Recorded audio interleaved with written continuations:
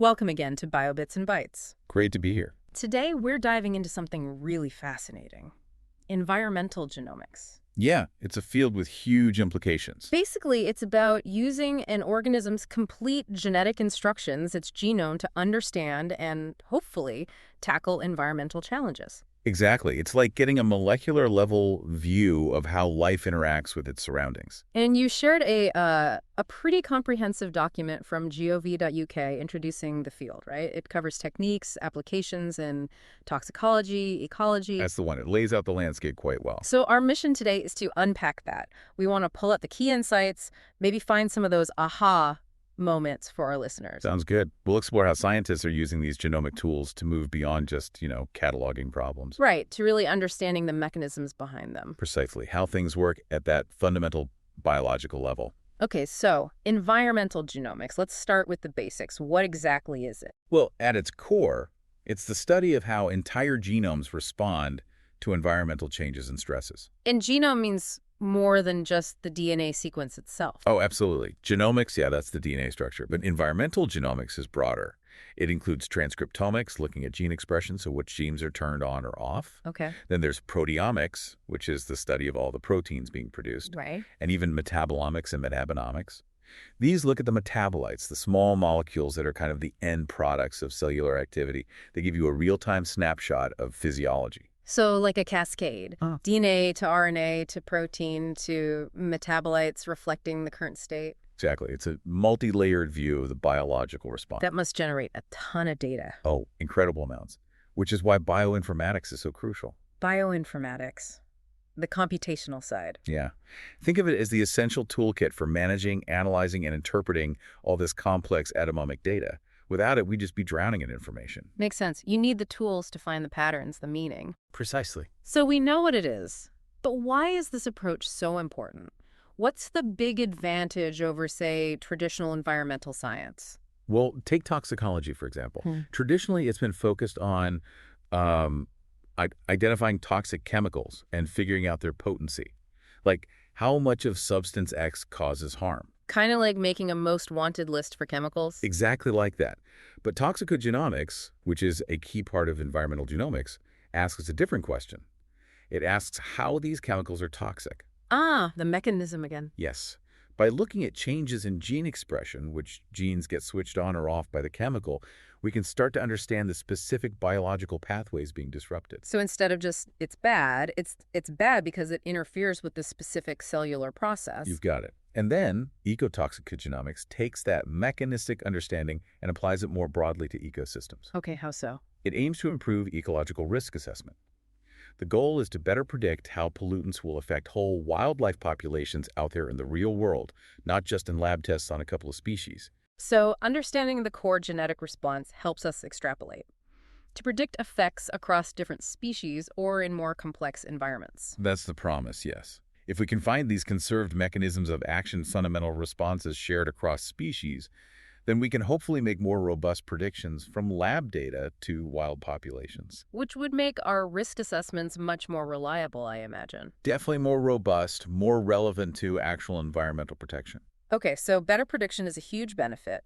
What else does ecotoxicogenomics bring to the table? Well, that improved understanding of mechanisms is key. As we said, that leads directly to better predictive power. Right. Also, the ability to use bioinformatics for safety assessment.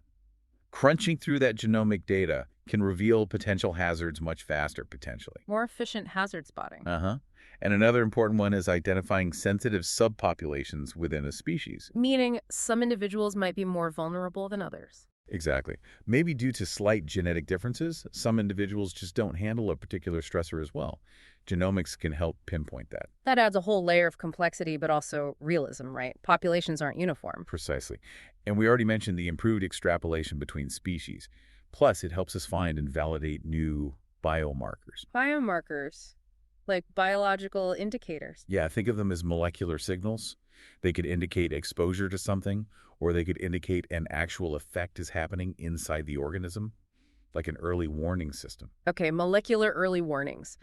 So how do scientists actually do this? How do they measure these genomic responses out there? What techniques are involved? Well, it's interesting. Even before we had widespread whole genome sequencing, researchers were already measuring specific genes and proteins to look at environmental impacts. So this isn't entirely brand new, the idea of looking at molecular responses? Not entirely, no. Those earlier methods were more limited, of course, but they sort of paved the way. Gotcha. So what are the modern tools? For microbial communities, for instance, there are profiling techniques. These fall into two main camps: culture-dependent, Trying to grow them in the lab. right, and culture-independent, where you analyze the genetic material directly from the environment, like soil or water. And I remember the document mentioned a problem with the lab growing approach. Ah, yes, the Great Plate Count Anomaly. Sounds dramatic. It kind of is. It basically means that traditional lab culturing methods only manage to grow a tiny fraction, often like less than 10%, maybe even less than 1% of the actual microbes present in an environmental sample. Wow. So we were missing most of the picture? Vastly most of it. That's why culture-independent methods are so powerful. Things like using PCR with universal primers. PCR polymerase chain reaction. Yep. Targeting specific conserved genes like the 16S rRNA gene in bacteria lets you see who's there without needing to grow them. Also, techniques like flow cytometry and FESH, fluorescence in situ hybridization. It uses fluorescent probes that stick to specific DNA sequences, so you can literally see and count specific types of microbes under a microscope within their natural sample. So these techniques let us peek into that hidden microbial world. Exactly. Then, focusing back on biomarkers in larger organisms. The molecular signals we talked about. Right. Genes that change their activity level, their expression in response to something in the environment. The document mentions examples related to metals. Like metallothioneins. Yes, and phytokeratins, ferritin. These proteins help organisms deal with excess metals. So if you see the genes for these proteins ramped up, it's a good sign there's metal exposure. Same idea for genes responding to arsenic or mercury. A direct link. High expression of this gene probably means exposure to that metal. That's the principle. And how do they measure that gene activity, the expression level? Several ways. The document mentions older techniques like northern blotting for RNA analysis and dot or slot blotting for DNA hybridization, kind of quick screening tool. But a really key technique highlighted is RT-PCR. Reverse transcription PCR. That one sounds familiar. It's become pretty common, yeah. Standard PCR is great for making lots of copies of DNA, but quantifying the starting amount of RNA, which tells you about gene expression, was tricky. Why is that? Because the PCR reaction eventually slows down and plateaus, so the final amount isn't proportional to the start. RT-PCR solves this. First, it converts the RNA you're interested in back into DNA, complementary DNA or cDNA. Using reverse transcriptase. Exactly. Then it uses modified PCR methods, often called quantitative PCR or qPCR, that measure the DNA amplification in real time as it's happening. Ah, so you measure it during the exponential phase before it plateaus. Precisely. That gives you a much more accurate measure of how much RNA you started with and therefore how active that gene was. It's crucial for quantifying responses. Okay, that makes sense. Powerful technique. So we have the concepts, the techniques. Can we talk about some real-world examples? Where is this stuff actually being applied? Absolutely. Yeah. The document had some great ones. For instance, a study on E. coli bacteria using transcriptomics. What did they look at? They compared gene expression when the bacteria had lots of nutrients versus when nutrients were really scarce, eutrophic versus oligotrophic conditions. And what did they find? Anything surprising? Actually, yeah. They found that more genes were expressed at higher levels when nutrients were scarce. Really? You might expect the opposite. More resources, more activity. You might think so. But it suggests that when things are tough, the bacteria switch on a wider array of genes, probably involved in scavenging every last bit of nutrient they can find. It shows complex adaptation.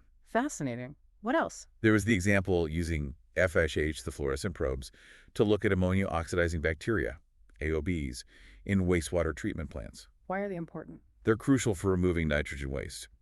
Using FFASH, researchers could actually see and study these bacteria within the treatment sludge, even in zones where conditions weren't thought to be ideal for them. It showed they were more widespread and resilient than previously thought. So seeing is believing, even at the microbial level. Pretty much. Then there's a really impactful one involving fish and endocrine disruptors. Ah, the chemicals that mess with hormones. Exactly. Specifically measuring a protein called vitellogenin, or VTG. Vitellogenin, what does that do? Normally, it's produced by female fish. It's a precursor for egg yolk proteins. But if male fish are exposed to estrogen-like chemicals, EDCs, often found in sewage effluent, they can be induced to produce VTG too. So VTG in male fish is a red flag. A very specific and sensitive one, yes. Mhm. It signals exposure to enterogenic EDCs, and this exposure can lead to serious reproductive problems, like fish developing intersex characteristics. Wow, and they can measure this VTG. Yes, they measure both the VTG protein itself and the messenger RNA, the transcript for it. It's proving so reliable that organizations like the OECD and US EPA are considering it for standardized testing. That's a direct link from molecular biomarker to ecosystem health concern, leading to potential regulation. A textbook example, really. The document also touched on using macroarrays, a type of gene chip, to study how human lung cells respond to particulate matter air pollution, PM10. Looking for genetic stress markers in our own cells from pollution. That's the goal, yeah. Identifying how pollution impacts us at the genetic level to understand health risks better. And it sounds like there's a lot of collaborative effort in this field, consortia and initiatives. Definitely. Groups like the BBSRC's Genomics Initiative or the Toxicogenomics Research Consortium were mentioned. They focus on developing the tech, sharing resources, establishing best practices. It's a field moving forward through collaboration. That's good to hear. The challenges are big enough to need that collaborative approach. Absolutely. And the document listed quite a few other diverse projects, too. Like what? Things like studying muscle growth in fish related to temperature, how eels and flounders manage salt balance when moving between freshwater and seawater. So, basic physiology questions, too. Yes, and even fundamental evolutionary questions, like the role of non-coding DNA in plant evolution, or studying adaptation in lab populations of bacteria. It's a very broad toolkit. It seems like it touches almost every area of biology linked to the environment. What about older environmental problems, like heavy metals? Good point. The document stressed that despite newer concerns, things like heavy metal contamination from mining or industry are still major issues. And genomics helps assess those risks, too. Immensely. It provides much better tools for understanding the real biological impact at contaminated sites and potentially for guiding cleanup efforts. And governments and research bodies are investing in this. Yes, major organizations are putting resources into genomics infrastructure and research, understanding its importance for health, disease, and environmental protection at that fundamental molecular level. It really feels like a paradigm shift in how we study these interactions. It does. It gives us a much deeper, more mechanistic understanding. Okay, let's try and wrap this up for our listeners. So, after this deep dive, hopefully everyone has a clearer picture of environmental genomics. It's not just about naming problems. No, it's about getting under the hood, biologically speaking, understanding the how and why at the level of genes, proteins, metabolites. And the potential payoff seems huge, right? Absolutely. Think about it. Potentially more targeted environmental rules, much sharper risk assessments, maybe even new biotechnologies for cleaning up pollution. All flowing from that deeper molecular insight. Exactly. So, looking ahead, this field is clearly dynamic, constantly evolving. What's the big picture takeaway? I think it's that environmental genomics gives us this incredibly powerful new lens, a way to view and tackle some really complex, pressing global challenges with a new level of biological understanding. And maybe it raises a question for everyone listening, too. How might these approaches change how we think about and interact with our environment in the future? That's a great point. Could it lead to more, say, tailored conservation, or just a deeper appreciation for how complex life's responses to environmental change really are? Lots to think about. It's definitely a deep dive with far-reaching implications. Hopefully it sparks some new thoughts. Let's hope so. It's a fascinating and critical area of science right now.